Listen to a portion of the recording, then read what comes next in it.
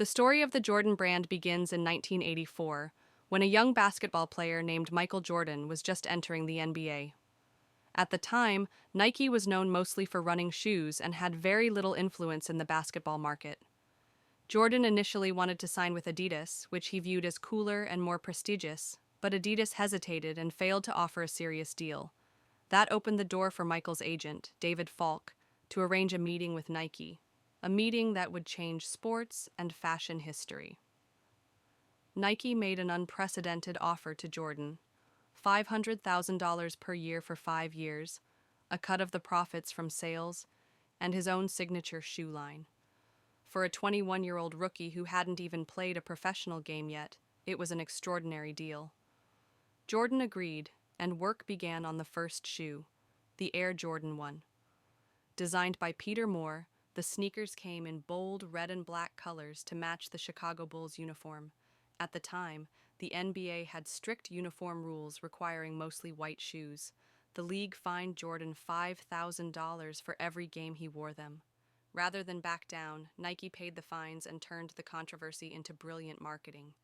A now famous ad stated, "The NBA threw them out of the game, but they can't stop you from wearing them."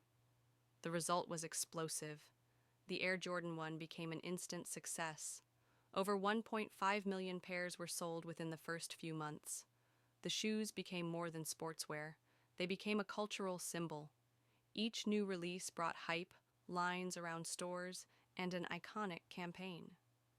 When designer Tinker Hatfield took over the line, he elevated the shoes with innovative tech and futuristic designs.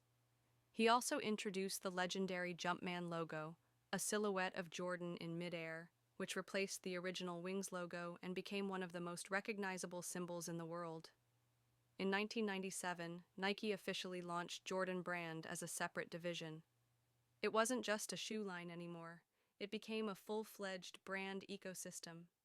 Jordan became a symbol not only of basketball, but of street culture, fashion, and identity. Over the following decades, the brand expanded into apparel, women's collections, gear for other sports, and high-profile collaborations with designers and celebrities like Dior, Off-White, Travis Scott, and Union LA. Today, Jordan is much more than a footwear line. It's a global cultural force. Jordan sneakers are worn around the world, not just by athletes, but by musicians, actors, collectors, and fashion enthusiasts. Certain models, like the Jordan 1, 3, 4, and 11, are regularly re-released and sell out in minutes. The rarest pairs are auctioned for millions of dollars. In 2023, a pair of Jordan 13s worn by Michael in the 1998 NBA Finals sold for $2.2 million, a world record for game-worn shoes. Jordan Brand remains one of Nike's most profitable divisions, bringing in billions in annual revenue. Michael Jordan himself continues to receive royalties, making him one of the wealthiest athletes in history, long after his retirement from the game. The creation of the Jordan brand is a powerful example of how one person's talent, charisma, and story, combined with bold marketing and visionary thinking, can create an empire. It's a story about more than sneakers. It's about cultural impact, ambition, and how greatness becomes legend.